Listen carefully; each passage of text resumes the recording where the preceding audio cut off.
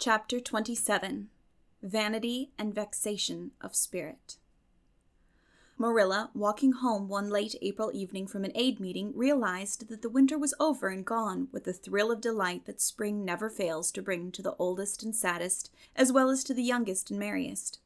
Marilla was not given to subjective analysis of her thoughts and feelings. She probably imagined that she was thinking about the aids and their missionary box and the new carpet for the vestry room. But under these reflections was a harmonious consciousness of red fields smoking into pale purply mists in the declining sun, of long, sharp-pointed fir shadows falling over the meadow beyond the brook, of still crimson-budded maples around a mirror-like wood pool, of awakening in the world, and a stir of hidden pulses under the gray sod. The spring was abroad in the land, and Marilla's sober middle-aged step was lighter and swifter because of its deep primal gladness. Her eyes dwelt affectionately on Green Gables, peering through its network of trees and reflecting the sunlight back from its windows in several little coruscations of glory. Marilla, as she picked her steps along the damp lane, thought that it was really a satisfaction to know that she was going home to a briskly snapping wood fire and a table nicely spread for tea, instead of to the cold comfort of old aid meeting evenings before Anne had come to Green Gables. Consequently, when Marilla entered her kitchen and found the fire black out with no sign of Anne anywhere, she felt justly disappointed and irritated. She had told Anne to be sure and have tea ready at 5 o'clock, but now she must hurry to take off her second-best dress and prepare the meal herself, against Matthew's return from plowing. "I'll settle Miss Anne when she comes home," said Marilla grimly, as she shaved up kindlings with a carving knife and more vim than was strictly necessary. Matthew had come in and was waiting patiently for tea in his corner. "She's gadding off somewhere with Diana, writing stories or practicing dialogues or some such tomfoolery, and never thinking once about the time or her duties. She's just got to be pulled up short and sudden on this sort of thing. I don't care if Mrs. Allan does say she's the brightest and sweetest child she ever knew. She may be bright and sweet enough, but her head is full of nonsense, and there's never any knowing what shape it'll break out in next. Just as soon as she grows out of one freak, she takes up with another. But there. Here I am saying the very thing I was so riled with Rachel Lynde for saying at the aid today. I was real glad when Mrs. Allan spoke up for Anne, for if she hadn't, I know I'd have said something too sharp to Rachel before everybody. Anne's got plenty of faults, goodness knows, and far be it from me to deny it. But I'm bringing her up, and not Rachel Lynde, who'd pick faults in the angel Gabriel himself if he lived in Avonlea. Just the same, Anne has no business to leave the house like this, when I told her she was to stay home this afternoon and look after things. I must say, with all her faults, I never found her disobedient or untrustworthy before, and I'm real sorry to find her so now." "Well, now, I don't know," said Matthew, who, being patient and wise, and above all, hungry, had deemed it best to let Marilla talk her wrath out unhindered, having learned by experience that she got through with whatever work was on hand much quicker, if not delayed by untimely argument. "Perhaps you're judging her too hasty, Marilla. Don't call her untrustworthy until you're sure she has disobeyed you. Maybe it can all be explained. Anne's a great hand at explaining." "She's not here when I told her to stay," retorted Marilla. "I reckon she'll find it hard to explain that to my satisfaction. Of course, I knew you'd take her part, Matthew, but I'm bringing her up, not you."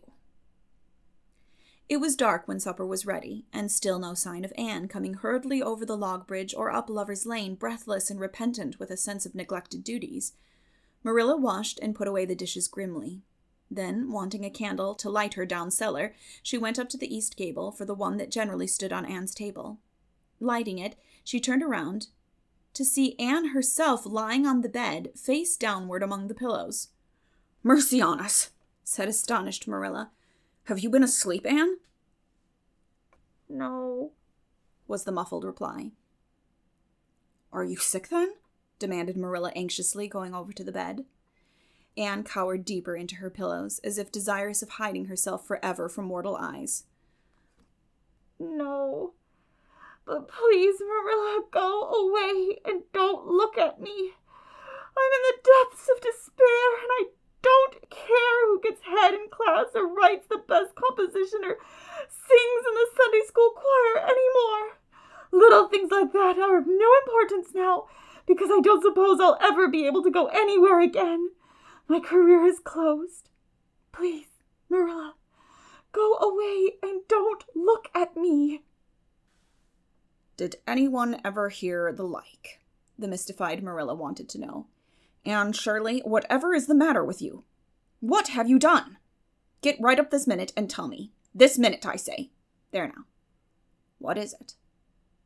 Anne had slid to the floor in despairing obedience. Look at my hair, Marilla, she whispered. Accordingly, Marilla lifted her candle and looked scrutinizingly at Anne's hair, flowing in heavy masses down her back. It certainly had a very strange appearance. Anne Shirley, what have you done to your hair?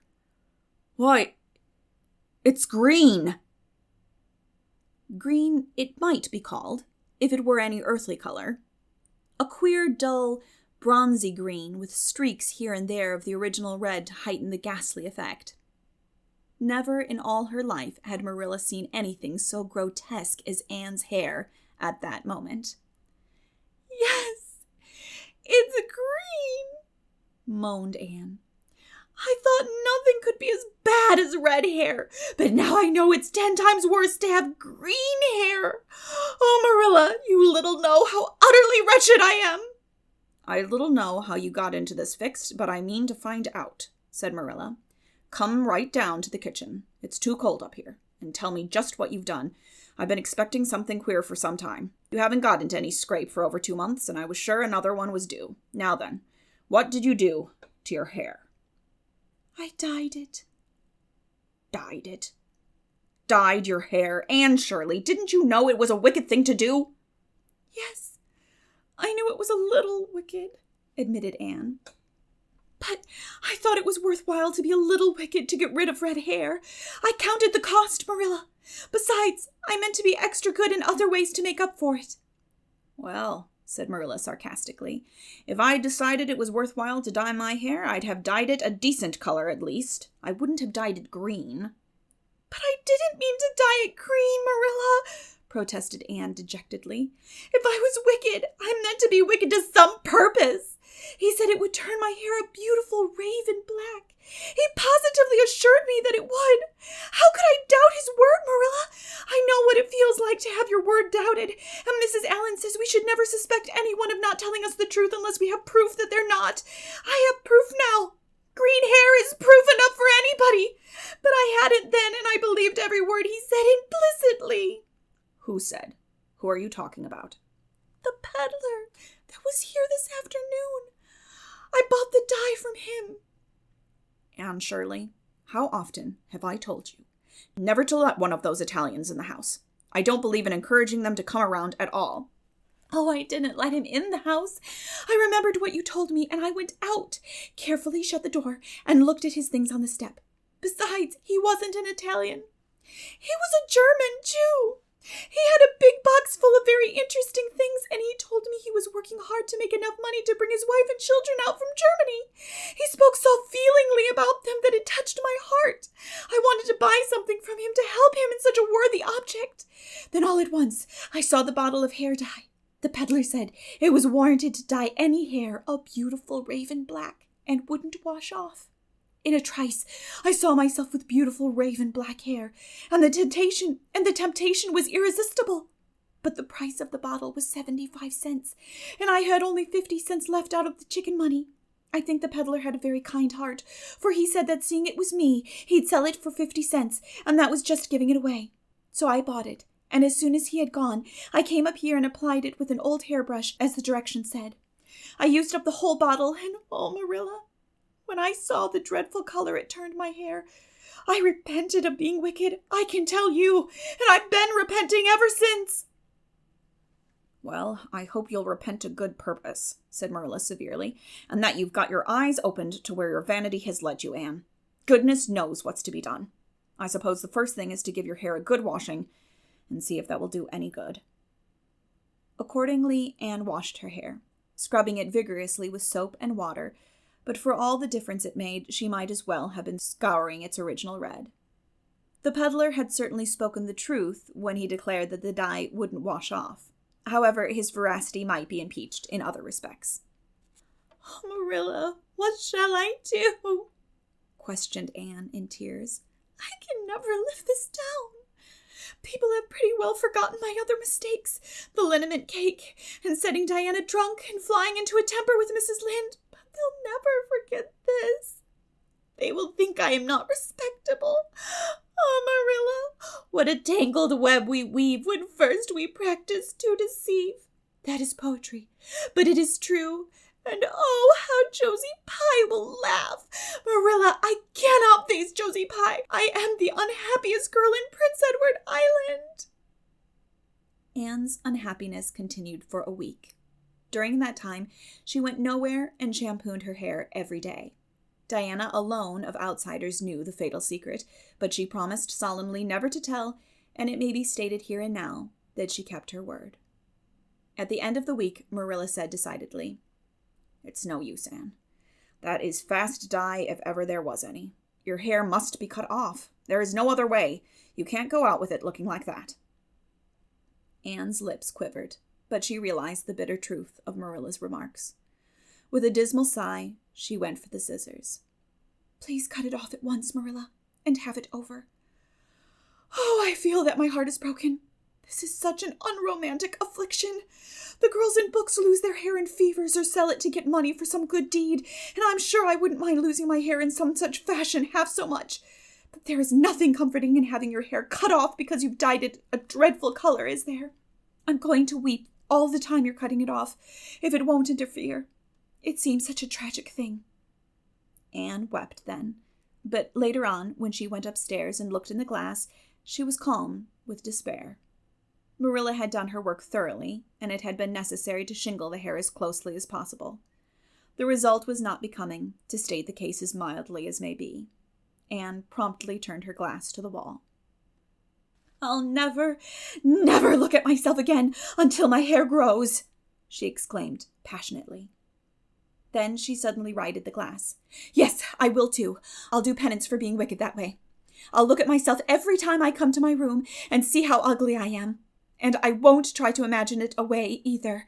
I never thought I was vain about my hair of all things, but now I know I was, in spite of its being red, because it was so long and thick and curly. I expect something will happen to my nose next."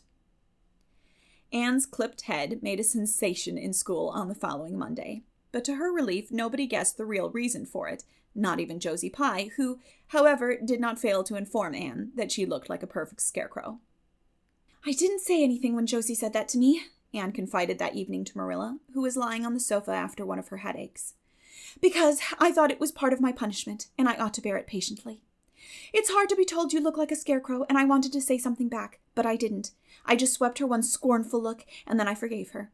It makes you feel very virtuous when you forgive people, doesn't it? I mean to devote all my energies to being good after this, and I shall never try to be beautiful again. Of course, it's better to be good. I know it is, but it's sometimes so hard to believe a thing, even when you know it. I do really want to be good, Marilla, like you and Mrs. Allen and Miss Stacy, and grow up to do credit to you. Diana says when my hair begins to grow to tie a black velvet ribbon around my head with a bow at one side. She says she thinks it will be very becoming. I will call it a snood. That sounds so romantic. But am I talking too much, Marilla? Does it hurt your head?" "My head is better now. It was terrible bad this afternoon, though. These headaches of mine are getting worse and worse. I'll have to see a doctor about them. As for your chatter, I don't know that I mind it. I've got used to it." Which was Marilla's way of saying that she liked to hear it.